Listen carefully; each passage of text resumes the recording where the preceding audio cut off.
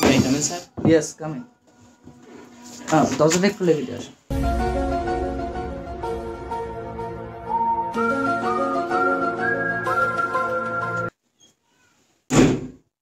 Please sit down. Thank you, sir.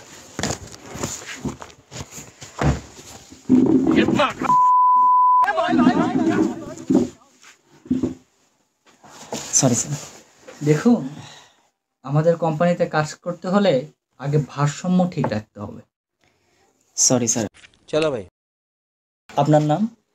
Mohammad রাহিবুল ইসলাম। মানে sir রাহিব। মানে sir নাম তো একটাই। ঠিক আছে, ঠিক আছে। রাহিবুল ইসলাম।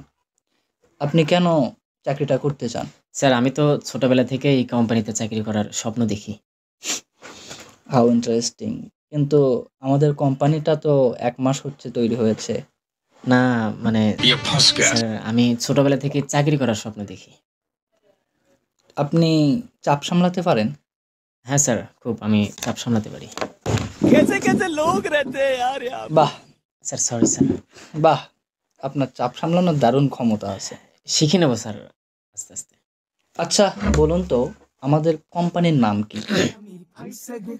না মানে স্যার আমি আসলে দেখতে চাচ্ছিলাম, কিন্তু যখন আসি তখন সাইনবোর্ডটা বাতাসে উড়ছিল। বাহ!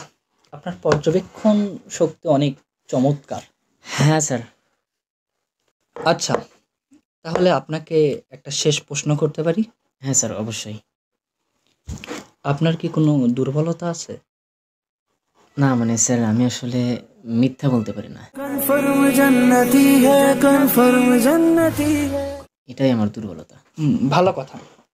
তাহলে আমাদের কোম্পানির বস যদি বলে আমার রিপোর্ট কি তৈরি হয়েছে, আপনি কি বলবেন? সত্যি বলবো স্যার, যদি না হয় তো বলবো তৈরি হয়নি। চাকরিটা পেলেন না কেন স্যার?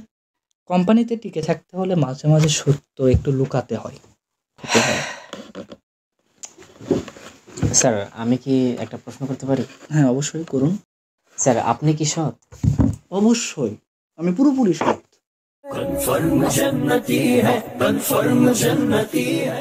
তাহলে স্যার আপনিও এই কোম্পানিতে টিকতে পারবেন না।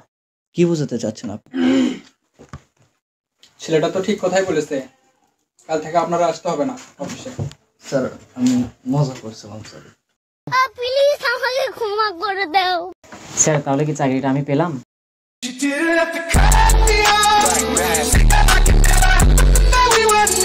না, আমি তো এখন নতুন ইন্টারভিউয়ার খুঁজতেছি। माँ खराब हो जाएगा, मैं माँ अम्मा बहन पे आ जाऊंगा, मैं इनकी इनकी अम्मा बहन पे आ जाऊंगा।